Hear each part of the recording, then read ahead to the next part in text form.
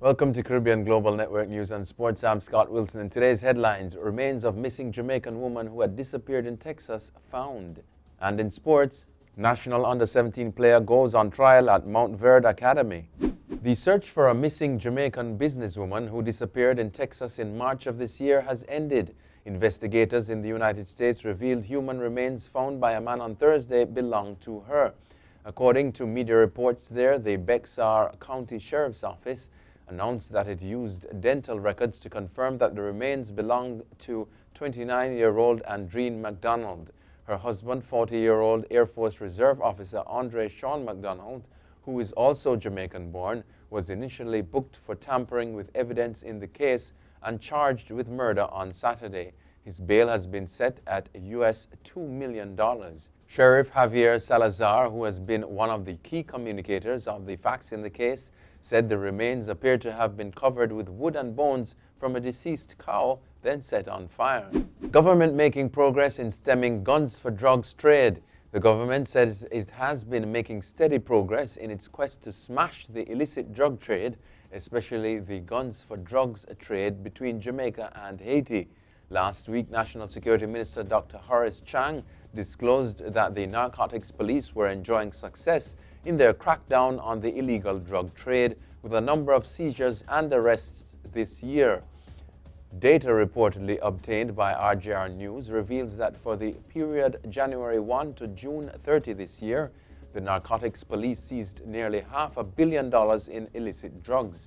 According to the data, the Narcotics Division has conducted 435 operations this year, seizing 17,000 kilograms of ganja with a street value of $168 million. The cops have also seized 180 kilograms of cocaine with an estimated street value of $232 million. The cops say they have so far seized Jamaican $1.7 million and US $2,901 in cash from drug traffickers.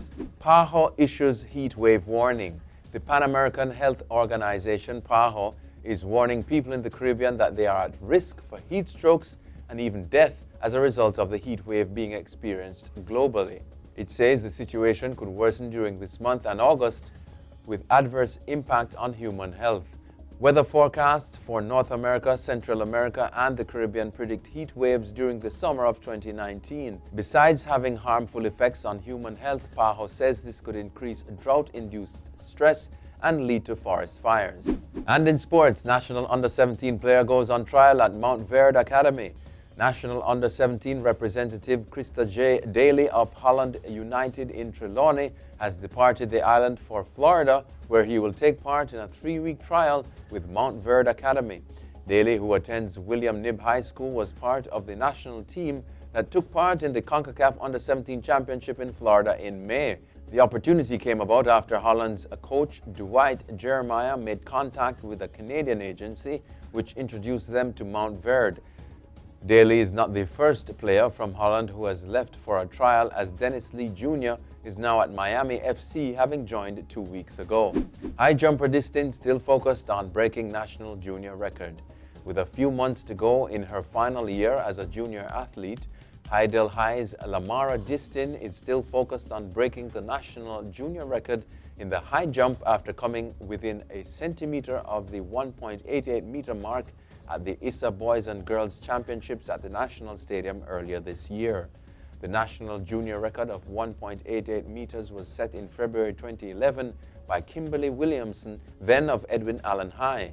Distin, who is ranked at number 4 in the world in the women's under-20 high jump, told the Jamaica Observer recently she's still aiming to break the record. She could get a big opportunity later this weekend when she participates in the Pan American Under-20 Championships in Costa Rica after winning the event at the J3A Supreme Ventures National Junior Trials in June. After the championships this weekend, her next move, she says, is to start her NCAA career after signing with Texas A&M. That's it for your CGN News and Sports. I'm Scott Wilson. Pleasant viewing.